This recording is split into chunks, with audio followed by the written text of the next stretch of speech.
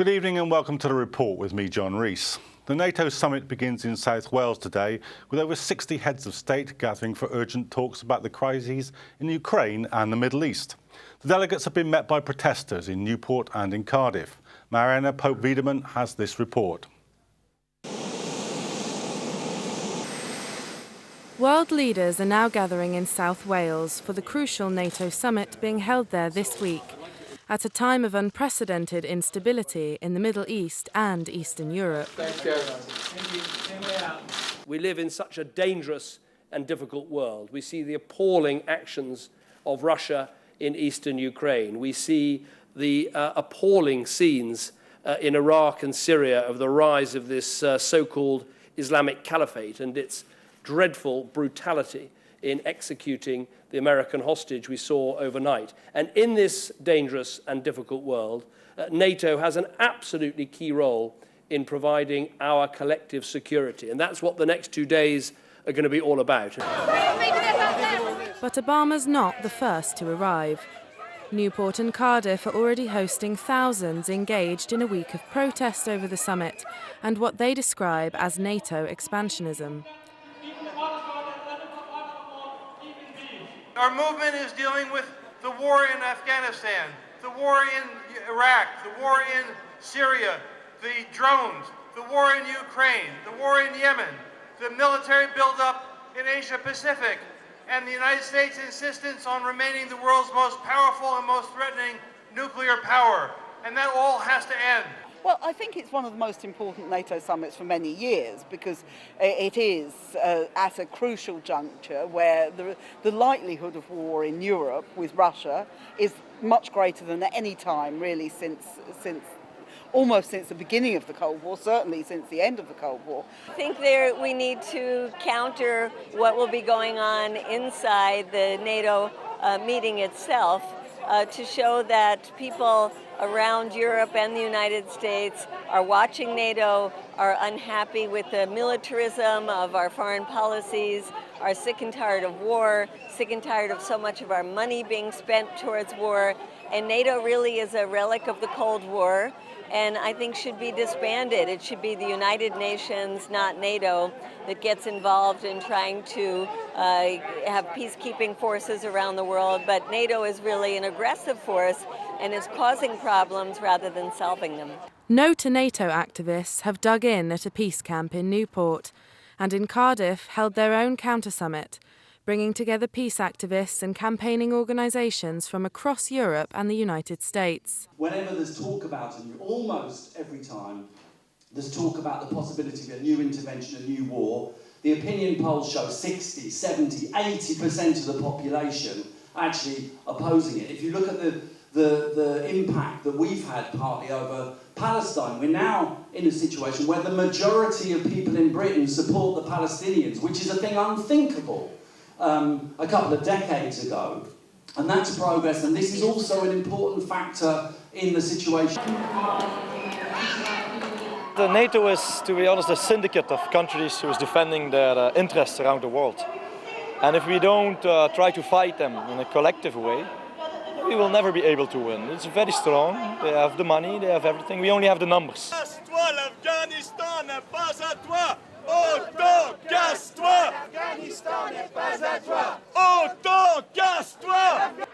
The messages being voiced on the streets range from de-escalating the conflicts in Iraq and Ukraine to solidarity with Gaza and nuclear disarmament.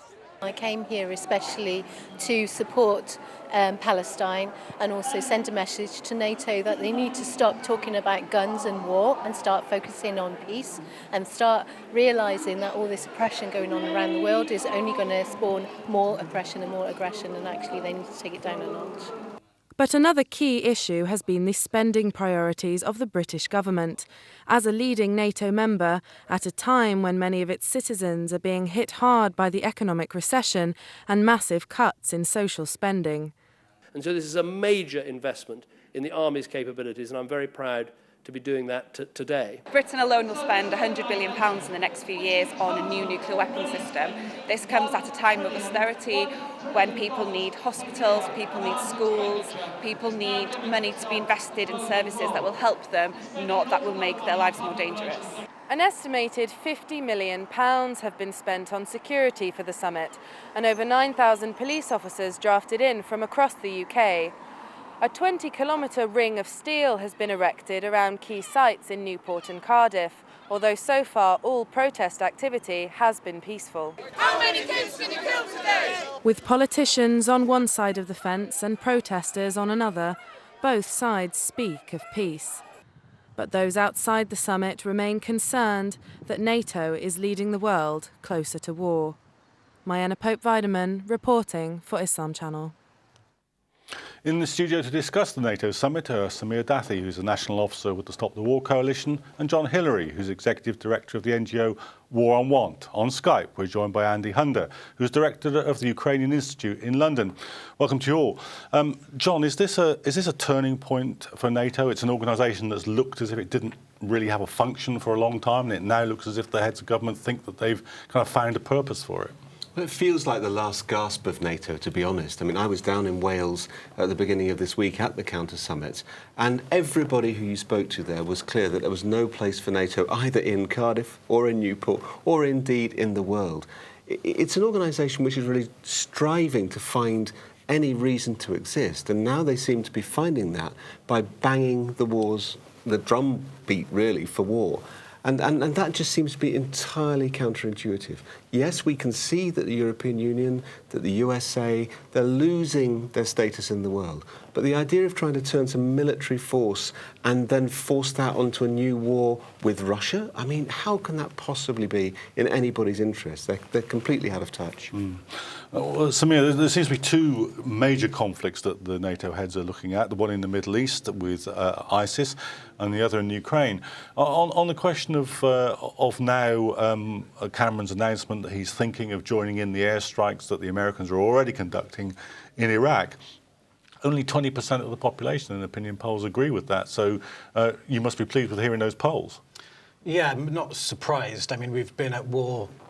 The war on terror has been going on since 2001. We attacked Afghanistan. There's been a whole series of wars, Iraq, Mali, Libya, almost attacked Syria last year. That was defeated again because of the popular opinion, which has been cultivated by many years of campaigning. So I'm pleased, but not at all surprised. And I think this is a slightly desperate act by Cameron, that he has to feel like he's being seen to be doing something.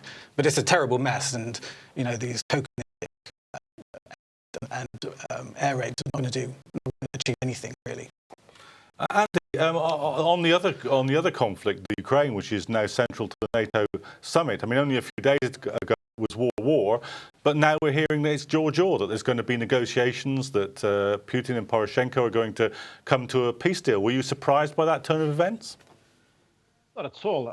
President Poroshenko has been talking about peace from day one. His inauguration speech, he spoke the word peace 26 times. But I think it's very good that there is talk of peace now. But I think it's very important to understand the threat that Russia does pose. Russia has invaded Ukraine. There are thousands of Russian boots on Ukrainian soil to date. And in terms of the role that NATO is playing in this, when Ukraine became independent 23 years ago, it had the third largest nuclear arsenal in the whole world, bigger than that of China, the United Kingdom and France combined. And Ukraine gave it up voluntarily in exchange for assurances from Russia, from the United Kingdom and from the United States that its territorial integrity and sovereignty will be preserved. And now that's been violated by Russia. It is very important that the UK and the US stand up in defense of Ukraine as it gave up its nuclear arsenal and now it's being attacked by Russia. So I think the role here that NATO has to play is extremely important. John, who do you think made the first moves that kind of violated that Ukrainian neutrality? Well, I think it's quite clear. If you look back over the last 15 years, the West has tried to expand eastwards all the way through to Ukraine. And we saw the move 6 years ago of actually trying to think of bringing Ukraine and Georgia into NATO, once again trying to encircle Russia. And I think that this is part of a broader Western strategy as they find their economic and their military might declining, and the rise of countries like Russia, Brazil, India, China, South Africa, the BRICS as a whole. They're trying to fight back. It's almost like a desperate last stand of trying to exert Western influence. And really, it's the people of Ukraine who are being made to pay for this, because as the West tries to goad Russia into more and more responses, then it's the people of Ukraine who are caught in the middle. And for me, we have to look at that responsibility. What's NATO been doing to fan the flames of war? What do you think about that, the pressure that's been exerted on Ukraine, Sam? Well, I mean, I agree with what John said. I mean, since the end of the Cold War, NATO has expanded eastwards. It said it wouldn't expand an inch. James Baker said that, but it's expanded hundreds of miles eastwards. It's gobbled up ex-Warsaw Pact countries into the Western orbit, the Baltic countries, some of the Balkans, Poland, Hungary. It's built military bases around Russia. It's built missile systems in Poland. And really, Ukraine's been the prize. The West has always wanted Ukraine. As the old saying goes, without Ukraine, Russia is just a country. With Ukraine, it's an empire. And it tried to take Ukraine following the Orange Revolution in 2004. It managed to install a Western backed a pro-Western government. But of course, to the dismay of the West in 2010, Yanukovych was elected. And since then, the West hasn't given up. And it found its opportunity in 2014 with the Euromaidan uprisings, which America essentially participated in a co-option of that uprising, engaged in a coup, and installed yet another Western pro-Western regime, a pro-NATO regime, a pro-EU regime. And the crisis we're seeing in eastern Ukraine now is an inexorable consequence of years of encircling Russia, provoking Russia, and trying to hegemonize Eastern Europe. Andy, I'm sure that you're happy to hear about the sort of renewed sanctions on Russia, but it's a kind of paradox in the situation, isn't it? That it's hard to decide who's going to be worse off, the Russian population because of sanctions imposed by the West, or the Ukrainian population because of the IMF-imposed austerity deal. Well, Ukrainians made a decision to focus on values. The Euromaidan, it was a revolution of human dignity, where people stood up for dignity, standing up for freedom of speech, for human rights, and for rule of law. The corruption that was under the Yanukovych regime, the corruption that's in Russia today, Ukrainians chose a future for themselves, for their children, based on European values, and to move away from a Soviet government being ruled out of Moscow, which persecuted Ukrainians for decades. During the Soviet Union. We are seeing now even in Crimea, since Russia invaded Crimea, annexed Crimea, we are seeing the Crimean Tatar the specific question I asked you was about whether or not you were happy with the IMF-imposed austerity deal. I think in terms of the measures that the IMF has set out, it includes removing subsidies on gas prices, and I think that is a step in the right direction. I think in terms of free floats for the currency, then yes. I think it really does move that Ukrainians have, Russia has kept trying to blackmail Ukraine with gas. And I think this is now a real step in Ukraine's independence. The price of Ukraine's independence is the price it'll pay for the gas. So I think the measures now cutting down on Russian gas, I think it's definitely a step in the right direction. There will be some shock therapy in terms of the economy, as many East European countries went through in the 90s. But this is a step where Ukrainians can move towards a market economy, moving away from the corruption. And this could be a thriving economy in the next decade.